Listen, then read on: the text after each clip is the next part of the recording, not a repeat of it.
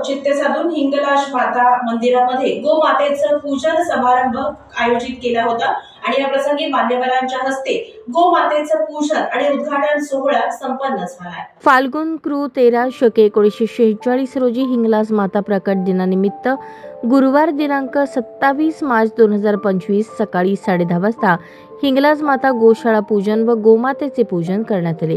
यावेळी हरिभक्तपरायण लक्ष्मण महाराज चव्हाण, प्राणीमित्र विलास शहा, केतन शहा अध्यक्ष, भारतीय जैन संघटना महाराष्ट्र राज्य, राजकुमार हंचाटे माजी नगरसेवक व भावसार समाजाचे अध्यक्ष, श्री साई क्षीरसागर उपाध्यक्ष, बापू ढगे शिक्षण संस्था अध्यक्ष यांच्या हस्ते भूमिपूजन करण्यात आले।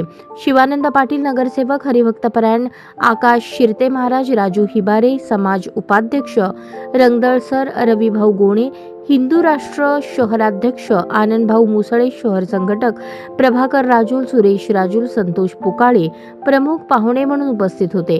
गोशाळेचे अध्यक्ष विजय महिंद्रकर, मार्गदर्शक योगीन गुर्जर यांनी गोशाळा सेवा सुरू करण्यासाठी कार्यक्रमाचे आयोजन केले होते।